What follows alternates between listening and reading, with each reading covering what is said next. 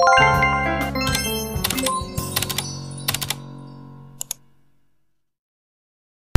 guys, pupunta pala kami ngayon sa pagbili ng ng Durabox or cabinet.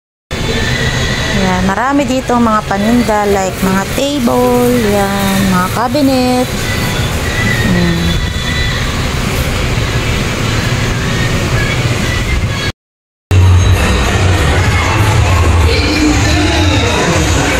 Yan, may trick or treats. Ayun, sa mga bata.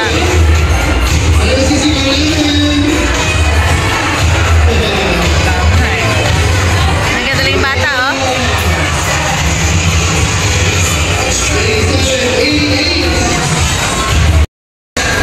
Ayan, wala kami palang nabili doon sa aming unang pinuntahan dahil walang kulay puti na kulay, kaya naghanap ulit kami. Dito naman kami maghahanap sa may SM.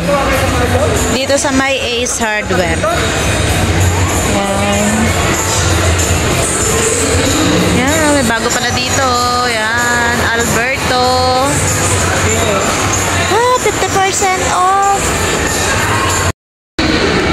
Huwag ka magturo ng mga bagay na hindi ako bibili. Ayoko gumastos.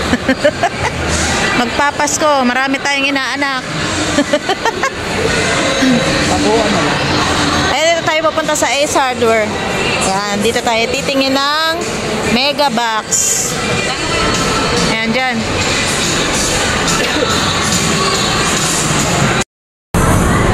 Ayan, open na yung Christmas tree dito. Ayan.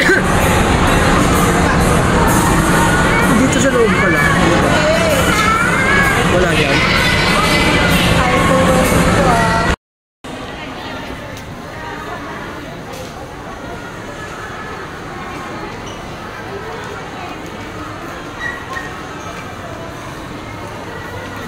Guys, good morning. Kape muna tayo at magluluto tayo ng ulam for today dahil mamaya may lakad tayo.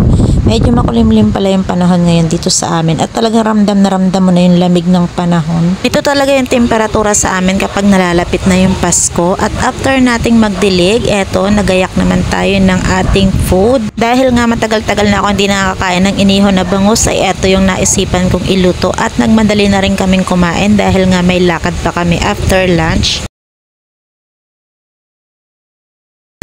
Dito na naman kami ngayon sa SM dahil nga dito naman kami titingin ngayon ng aming cabinet or mega box dahil wala sa mga pinuntahan namin kahapon.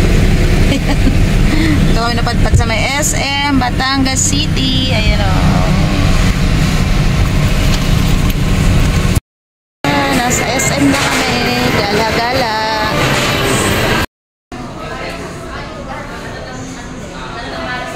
Ayan, may combo dyan.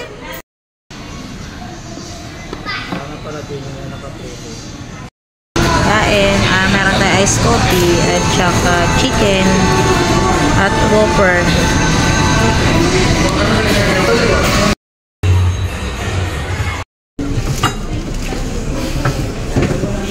Para madali na ikabit na. Tingnan niyo po, mga pumili plastic. Ganda naman siya.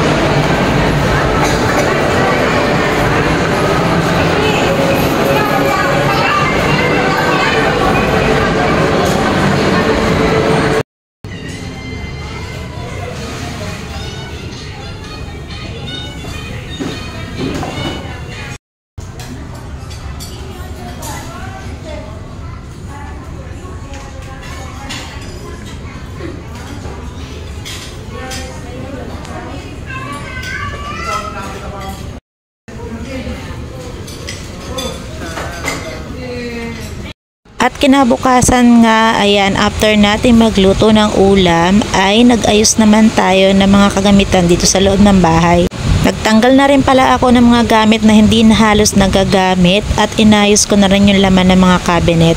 Eto na nga pala yung binili namin kahapon. So bali bumili na ako ng 2 cabinet. Yung isa ay may hangiran at yung isa ay 5 layers para naman ma-organize ko ng ayos itong mga kagamitan na talagang masikip na sa sobrang dami. Kaya naman, habang nag-aayos nga ako nitong mga kagamitan, nag-declutter na rin ako ng ilang mga kagamitan na talagang hindi na rin naman talaga nagagamit. Nakatambak lang siya. So, ang sabi ko nga, ibebenta ko ng kahit mura lang para naman madagdag ulit sa pambili ng mga another bagong gamit.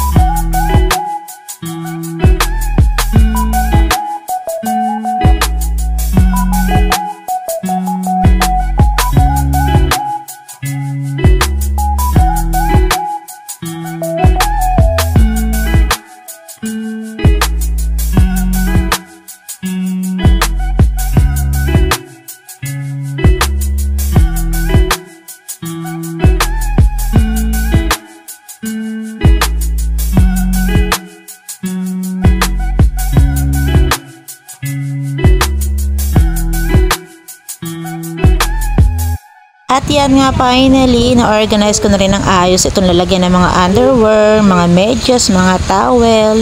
Ayan nga, dahil nga maayos-ayos na yung lagayan natin. Hindi kagaya nung dati kong cabinet. Ito na nga yung binili naming Durabox. Ayan, parang mega box yung tatak nito at plastic lang siya compare dun sa dati namin na kahoy na nabulok. Kaya pala pangit na bulok na yung ilalim.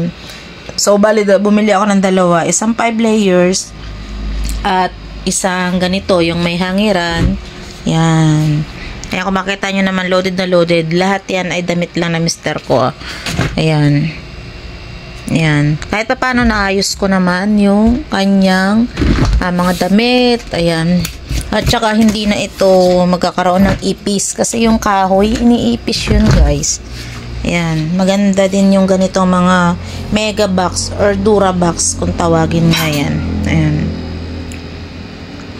So, ayan na nga, maayos na. At saka, maganda rin dahil aesthetic nga yung napili kong kulay. Ayaw ko kasi yung kulay na maitim dahil kapitin ng lamok. Yun. Ayan. So, nawala na yung aking kahoy na table dito. Yan. Yun. Para rin lumuwag na itong mga damitan, nagde-declutter din ako para mawala din yung mga hindi na gaano sinusuot. Nagbawas na rin ako. Ito may mga natanggal na tayo. Noong nakaraan talaga sobrang dami kong binenta ko lang ng mura dahil nga ayan, dami naman niyang gamit. Hindi rin na susuot lahat. At kailangan talaga mag-declutter para magkasya nga yung mga mga gamit. Dahil sobrang masikip din talaga itong bahay namin. Kailangan talaga magbawas na mga gamit. Ayan. Ilang bag din yung aking na-dispose nung nakaraan. Ayan nga, nag-declutter tayo. Ito, ang dami na naman dito mga damit-damit na hindi na natin gaano ginagamit. Kaya yan, i-dispose na ulit natin. Ito pa, meron pa dito. Kaya, sayang naman kasi kung nakatago lang ng matagal na panahon at hindi naman natin nagagamit. Kaya maganda dyan, dispose na lang. Kahit sabihin mong ibenta mo ng mura, okay lang yun. At least hindi naman nakatambak. Yan, ito pa ang ating mga ukay-ukay. Diba? Napakarami na. Mga nagkalkal na mga gamit. Ayan. Ukay-ukay for sale.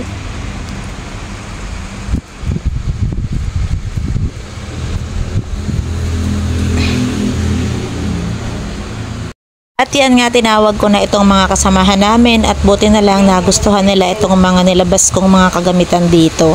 At finally, nabawas-bawasan na nga din yung sobrang daming tambak dito sa bahay namin. Sabi ko nga sa kanila, kunin na nilang lahat para wala na akong ililigpit pa. At maya-maya naman pupunta kami sa may Taal, Batangas dahil mamamasyal muna kami dun sa may Tiangge. Ayan, nandito pala ulit ako ngayon sa may simbahan ng Taal at mamamasyal kami ngayon dito sa may night market at sa may Tiangge. Dahil nga malapit na yung piyesta dito ngayon, yun. Mamasyal muna kami. Inaantay din namin yung pailaw, kaya lang mamaya pa yatang 6 PM yun. Ayan. Ito nga pala, dito yung simbahan ng Taal at marami dito pumaparking at marami ring nagja-jogging kung umaga. Ayan. Yung nga palang malaki na yung eskwelahan yan. Ito yung plaza nila. Mamaya pag medyo madilim, punong-puno yan ng pailaw, inaantay natin. Ayan, bababa pala kami dahil pupunta kami dun sa may Tiangge at mag-iikot-ikot ilaw.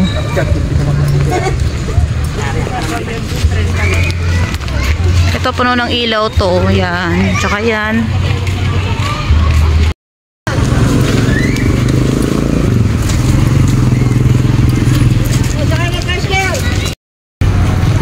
Welcome to Pailaw sa Taal 2023. Ayan, day Mayor Pong Mercado. Nilalagyan na!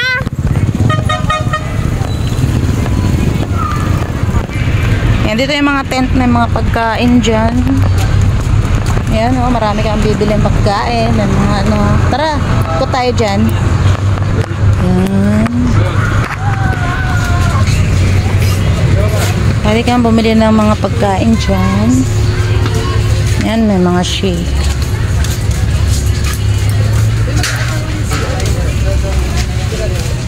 Yan, mga pizza, oh. Pilis. Ayan, dati, oh, kagaya na binili natin nakaraan.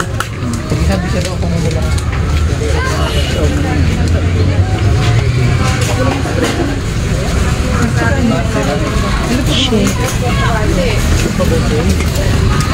Wala pa doon eh. Mamaya. Ayan, meron palang bagong bukas ditong kape. Ayan. Yun. Dito tayo pupunta sa may Tiangge. Yung munisipyo.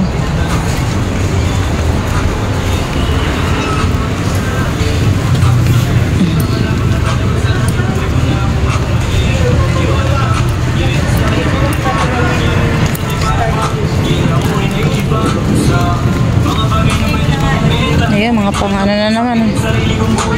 Basahan.